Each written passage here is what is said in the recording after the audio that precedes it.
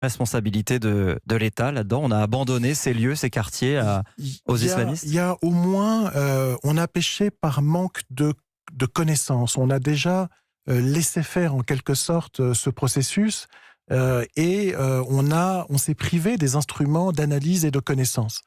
Il y a eu très peu d'études.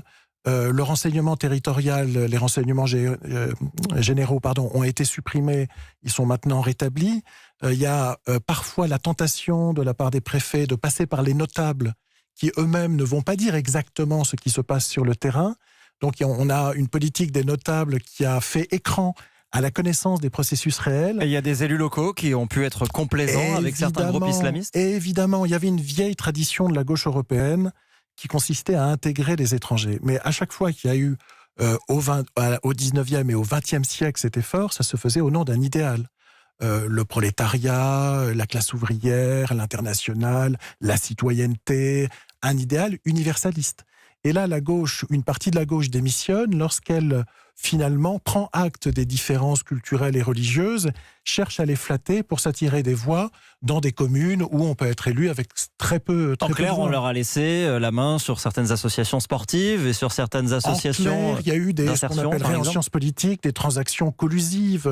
On bénéficie des voix du réseau religieux qui peut ramener 500, 600, 700, des milliers de voix. Et en échange, on va nommer à l'emploi, à la jeunesse, au logement, des responsables de la dite association. Alors on a parlé de sport, on a parlé de certains lieux dans les quartiers, on n'a pas parlé de la mosquée. Dans votre livre, vous citez des exemples qui sont assez marquants, des extraits de prêches prononcés par exemple à Mantes-la-Jolie, le prêche d'un imam marocain qui défend l'interdiction absolue de serrer la main d'une femme. Un chauffeur VTC ne doit pas accepter d'embarquer une femme, je cite, mal vêtue. On pointe les femmes qui travaillent alors que le Coran leur dit de rester chez elles, et le prosélytisme assumé de certains groupes qui font du porte-à-porte pour, je cite, ramener les musulmans dans le droit chemin. Est-ce que ça, ce sont des exemples isolés, ou est-ce que c'est plus généralisé qu'on ne le pense ? Non, c'est plus généralisé. Et alors, c'est intéressant cet exemple, parce que le président de l'association de Mantes-la-Jolie, évidemment, récuse à la fois, il est un peu, je pense, un peu gêné par rapport à ses propos. Alors, je ne dis pas que lui adhère, si vous voulez, mais les présidents d'associations ont également cédé face à une pression de la base.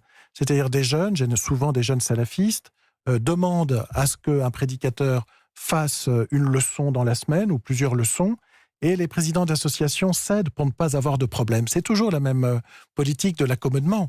Donc un certain nombre de notables qui sont à la tête de grandes mosquées ou de grandes associations culturelles cèdent à la pression des plus violents et acceptent que la mosquée serve de tribune à ce type d'enseignement.